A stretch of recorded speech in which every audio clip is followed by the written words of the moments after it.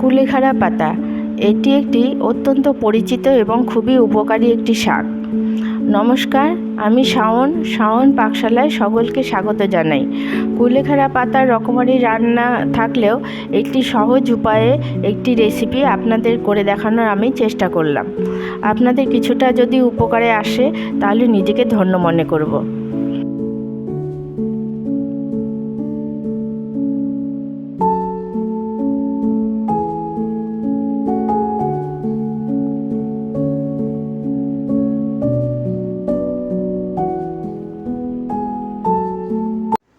রান্না শুরু করছি শাওন পাকশালা কবিতার ছন্দে।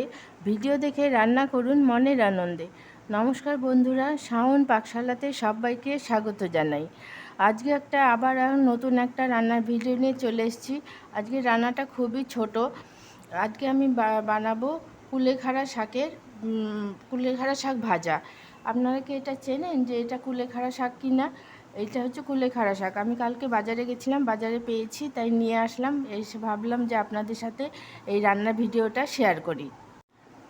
এই কুলেখাড়া শাকগুলো মেয়েদের বিভিন্ন রক্তাল্পতায় ভুগতে থাকেন, তাদের জন্য খাওয়া খুবই উপকার। এটা যদি সপ্তাহে 3 থেকে 4 দিন খাওয়া যায় তাহলে এই রক্তাল্পতায় খুবই উপকারী হয়। শুধু মেয়েদের কেন, ছেলেদেরও অনেক সময় হিমোগ্লোবিন কম, রক্তাল্পতায় ভুগতে থাকেন, তাদেরকেও এভাবে যদি করে খাওয়ান তাহলে খুবই উপকার হয়। এই শাকটা দুভাবে খাওয়া যায়। একটা হচ্ছে এই শাকের পাতাগুলো নিতে হয়। পাতাগুলো নিয়ে অল্প একটু তেল দিয়ে যদি শাক হিসাবে খাওয়া যায় তাহলেও উপকার হয়, আর নইলে পরে একটু পাতলা ঝোল করেও এটা খাওয়া যায়। এটা সাধারণত পশ্চিমবাংলা বা বাংলাদেশে বেশিরভাগ পাওয়া যায়। এটা বর্ষাকালে বেশি পাওয়া যায়, জলা জায়গায় এটা বেশি হয়। এটা যার জন্য এটা খুবই উপকার। বর্ষাকালে শুধু পাওয়া যায়, এটা রেয়ার, অন্য সময় এটা পাওয়া যায় না। তো আমি এটা আপনাদেরকে পাতাগুলো ছিঁড়ে দেখাচ্ছি যে এটা কিভাবে আপনারা করবেন। এটা শুধু পাতাগুলোই নিতে হয়, অনেকে ডাঁটাও নেয়, কিন্তু ডাঁটাতে অনেক কাঁটা থাকে, সেজন্য না নেওয়াটাই ভালো। শুধু পাতাগুলো ছিঁড়ে নেবেন, তাহলে এটা বেশি উপকার। এটা যদি অল্প একটু সরষের তেলের মধ্যে ভেজে নেন, তাহলে বেশি তেল না, অল্প একটু তেলের মধ্যে ভেজে নিতে হবে। আর যারা ঝোল হিসাবে খাবেন বা বয়েল করে নিয়ে জলটা 1 গ্লাস জলকে হাফ গ্লাস করে নিয়ে খাবেন সকালবেলা করে, তাহলেও উপকার হয় খুব। আমি একজনের পরিমাণে করছি, পাতাগুলো ছিঁড়ে দেখাচ্ছি, আমি বেশি করব না। এই পাতাগুলো নিয়ে ঝিরিঝিরি করে কেটে নেব।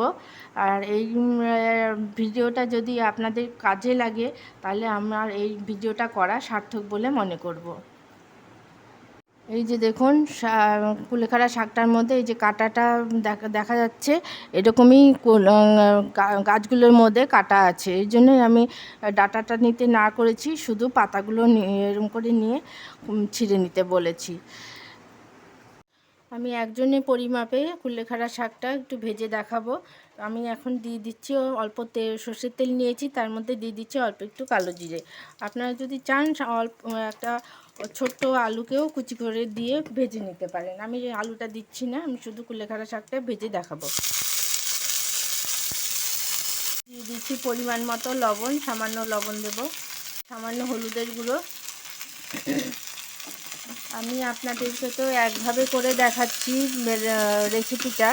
আপনারা যদি চান যে আরেকভাবে যে করে খাওয়া যায় সেটা দেখাতে, তাহলে আমাকে কমেন্টে জানাবেন, আমি আপনাদেরকে করে দেখাবো। এটা একটা ইনফরমেটিভ ভিডিও। এই শাকটা খেতে একটু তিতকুটা লাগে ঠিকই, কিন্তু খুবই উপকার।